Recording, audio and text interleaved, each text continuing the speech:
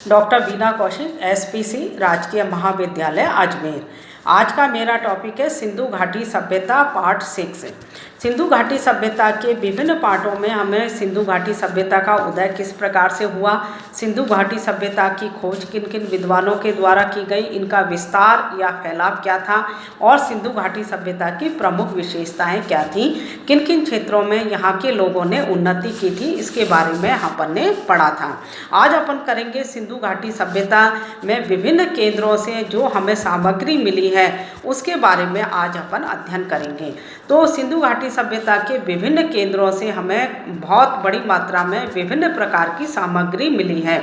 जैसे हड़प्पा, जो कि रावी नदी के किनारे स्थित था, हमें यहाँ से अन्य भंडार गृह, कांसे का इक्का व दर्पण प्राप्त हुआ है। बर्तनों पे मछुआरे का चित्र हमें प्राप्त हुए हैं। इसी प्रकार से मोहनजोदाड़ो, जो कि सिंधु नदी के किनारे स्थित था, यहाँ से हमें स्नान गृह मिला है।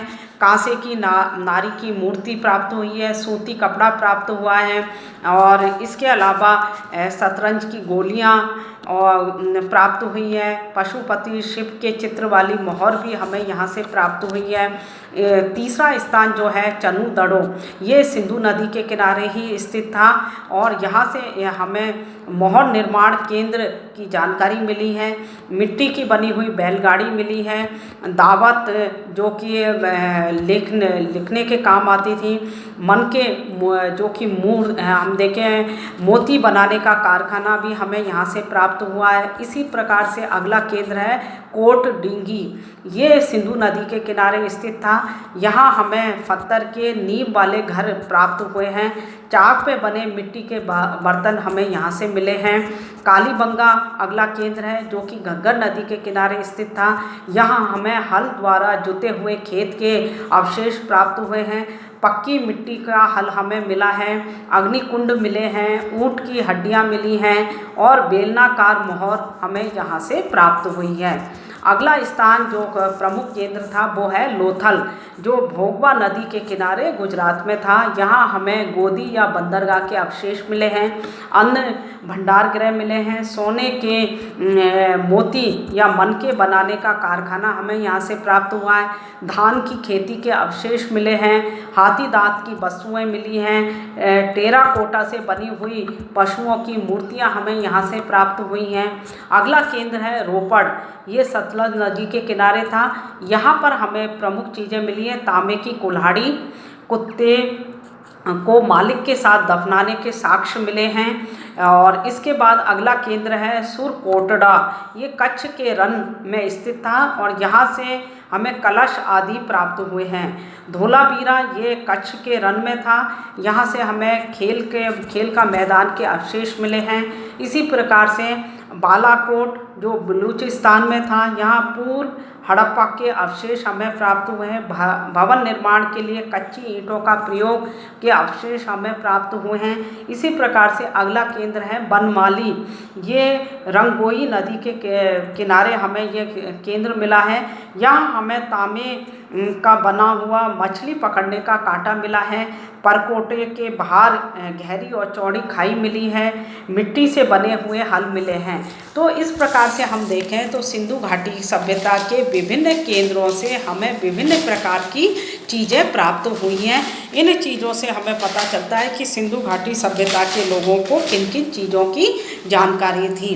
तो ये जो चीज़ है या ये सामग्री है, ये हमारे पास बहुत बड़ी मात्रा में उपलब्ध है। आज अपन करेंगे अगला नेक्स्ट कि सिंधु घाटी सभ्यता का अंत, कि इतनी विकसित और सभ्य सभ्यता का अंत किस प्रकार से हुआ। सिंधु सभ्यता का अंत कब और कैसे हुआ, इस बारे में विद्वानों में एक मत नहीं है। सिंधु सभ्यता जो इतने बड़े क्षेत्र में फैली हुई थी, जिसके नगर उन्नत और संपन्न थे, अतः किसी एक कारण से उनका पतन होना संभव नहीं था। अब इसके लिए हम देखते हैं तो सिंधु घाटी सभ्यता के पतन के लिए विभिन्न कारण थे। पहला कारण है आर्यों का आक्रमण।